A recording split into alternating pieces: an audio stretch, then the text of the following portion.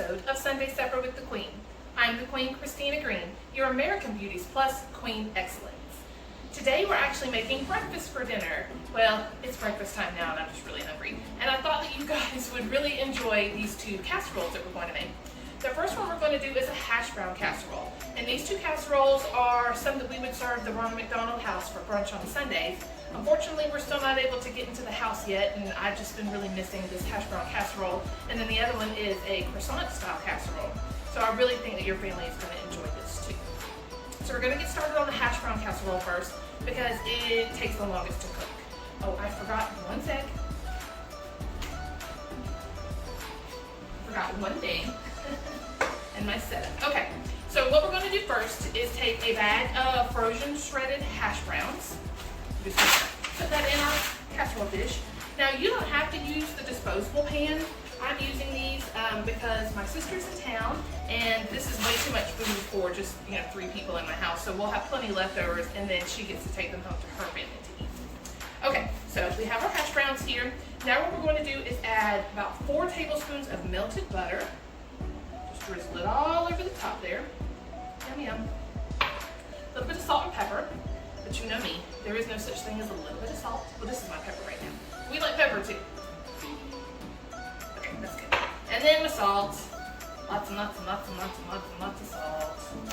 And to be honest with you, I'm going to put more salt on it when it's time for me to eat it. And then something that I like to do that the recipe doesn't really call for is to take a bag of frozen peppers and onions and cook them in the skillet until all of the liquid has dissipated. The reason why I do this, because you could put them in the frozen, but I've done that before, and what happens is that the casserole just becomes really watery because of all the water that comes out of the vegetables when you're cooking them because they were frozen. So go ahead and just go ahead and saute those down into a pan until all of the liquid is gone. So now what we're going to do is add our ham, and so I go ahead and buy the diced ham in a little container. Dump all that in there. Just keep that open. And I also like to use bacon. So we just use the bacon bits because they're just easy. They're the real bacon bits, so it's not like the Bacos. Oh, I gotta sneeze.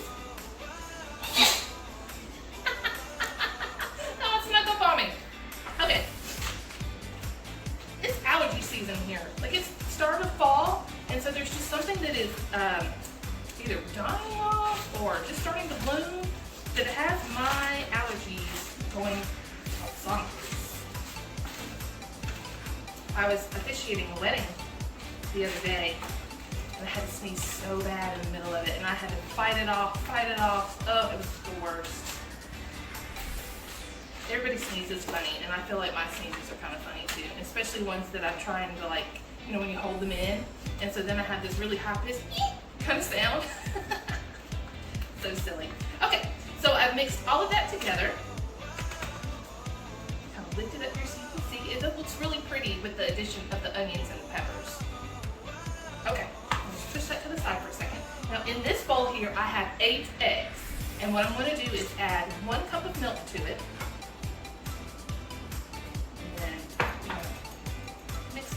Well, 8 eggs. I tell you what, to try to get all of these yolks broken, it's kind of a pain in the butt. But we're doing it. Now the other casserole that we're making is going to be a croissant style casserole, and it also has ham in it. With that casserole, you could also add some sausage to it if you wish. But we're just going to keep it just simple right here. Okay, so this is nice and mixed up. And then we're just going to pour it all over the top here. Make sure we get it evenly all over.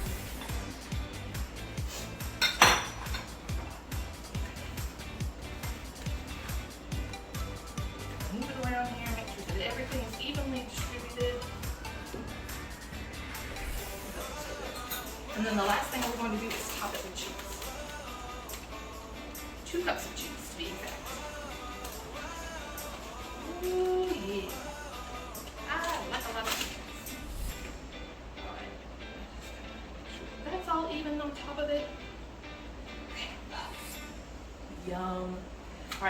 going to do now is I already have my oven preheated to 350 degrees.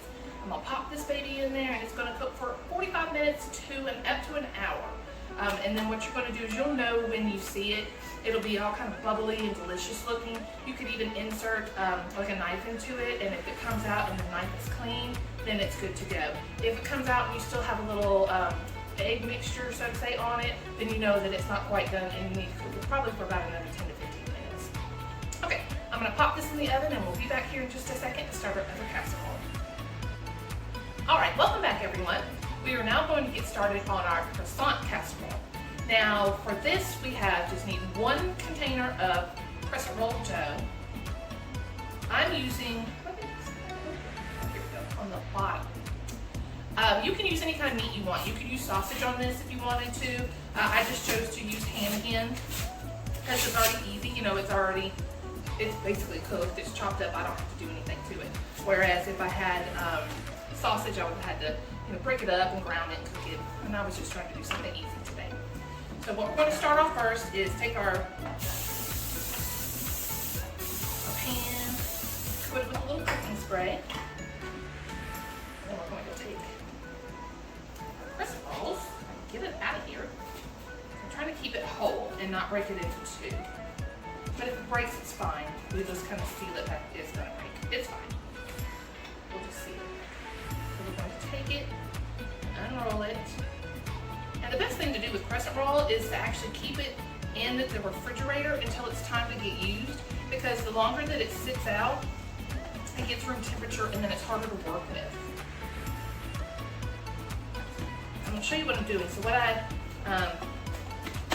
just trying to press it all into the bottom of the pan here, and then the seams where you could break them apart, to actually make them into crescent rolls.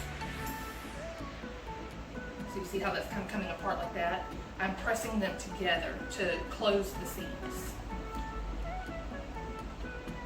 Press all that in there. Trying to get everybody to be friends in the pan.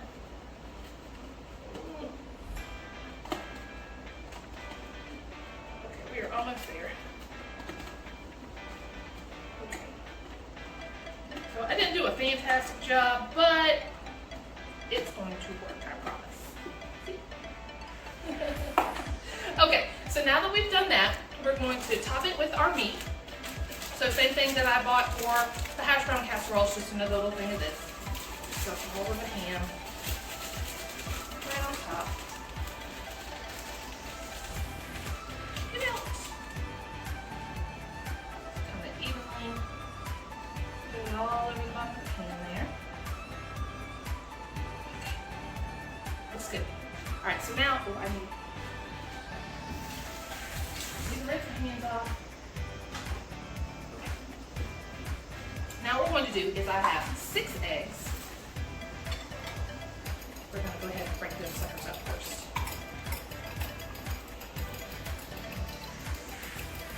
It's a little easier to see to make sure that I have all of the yolks broken before I add the milk in. So now this is a half a cup of milk, 6 eggs. Mix all that together. All right, and then now we're going to, so I'm going to go ahead and add my salt and pepper into my eggs. Do you put milk in your scrambled eggs? I don't. I mean, we were watching a cooking show, I think it had maybe Gordon Ramsay on it.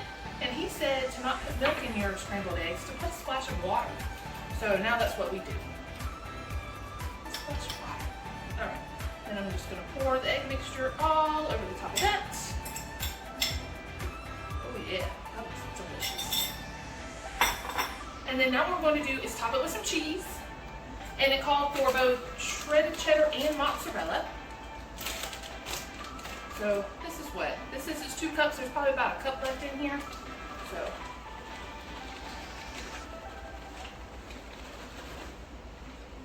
and if I wasn't having a lazy Sunday today, I would have shredded all of this cheese myself. Because I don't know if you know, but the kind that you get in the bag has this coating on it. And it's almost like a potato starch. And what that does is to keep the cheese from sticking together and lumping up in your bag. But that potato starch really to me, it affects the way that some of your recipes taste. So sometimes, like with this, it's not a big deal that it's already shredded in a bag. But for instance, I was making some homemade pimento cheese the other day and I was lazy and used the stuff in a bag, and it just didn't taste as good as if I had shredded it myself off the block. So, you know, if you have the time, go ahead and just shred it yourself, and I think that you will enjoy that a little bit better. All right, guys, so try to, maybe my camera operator can tilt it a little bit so you can see. All right, doesn't it look good? Okay, so what we're going to do now is put this into the oven, and it's going to take about 25 minutes to cook. Now, since I already have the Hashbrown Casserole in there, and I have two things in there at one time, it's going to take everything a little bit longer to cook. So if you're a lucky person and you happen to have two ovens, you can get this done in no time at all. But for me, it's probably going to, everything cooked together, it's probably going to take about an hour. So we're going to go ahead and put this in, keep an eye on both of our casseroles, and we'll meet you back here when everything's done. See you soon. Welcome back, everyone. So we've taken our casseroles out of the oven, and I'm going to invite my camera operator, who is my sister today. Wait, flip your nails around so they can see. Yes. Yes, it's football season. Go Dogs. Go Dogs. So she's going to zoom in and give you guys a glimpse of what this looks like. Delicious, right? I told you that you would know when the Hashbrown Casserole was done because it would be bubbly and brown. You can definitely see that it's brown on top. When I went to pull it out of the oven, in the little corners and crevices around the outside of it, it was bubbly. So this is what I mean by bubbly and brown. And I did end up pulling this out of the oven first and left this one in here a little bit longer until it was delicious and brown on the top as well. All right, well, I'm going to dig in. I cannot wait to try this. My stomach is growling. It has been growling for about 30 minutes now. Ooh. Just the whole house smells delicious. And we have the windows open right now because it is a beautiful day outside, so I'm surprised that I don't have neighbors. Hey, it smells really good in there. What are you guys doing? All right, well, let's see. I don't know if you can see, but this is my Hashbrown Casserole. You see all the layers of hash brown and cheese and yum yums. And then here we have the other one. So on the bottom here, oh, I think it's kind of hard to see. But on the bottom here is the crescent roll. So, all right, I'm gonna go in. I'm ready for a bite. I'm hoping it's not too hot. We did let it sit for a little bit before it came back on. Oh yeah. The crunchy part, the top part, is really good. You know when you go to Waffle House and you get the hash browns and you get them in like the crunchy, like that brown crunchy all around the outside, but soft in the middle? That's what this reminds me of. So good. Shout out to Waffle House. If y'all don't have a Waffle House where you live, you need to get to the south or wherever there is one. Waffle House. I'm a Waffle House girl.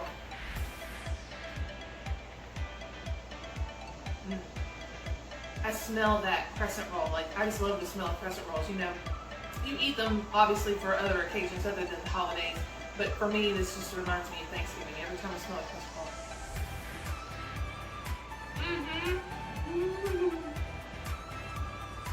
Oh, the happy food dance. Oh my goodness. That crescent roll is so good. And the cheese, and the egg, very creamy, it's soft. All right, I'm about to eat half of these casseroles myself right now. All right, next time it's time for brunch at your house, make these. You will love me. You will thank me. I'm waiting on your emails because I can tell you guys you're going to love this. All right, well, thanks for stopping by. And I really can't wait to see you guys for the next episode of Sunday Supper with Queen. I'm making another chicken dish. It's called Marry Me Chicken, and it has sun-dried tomatoes in it. And the reason why it's called Marry Me Chicken, girls, is because once your man tastes this for the first time, he will be on his knee asking you to marry him. All right, guys. Well, I can't wait to see you till next Sunday.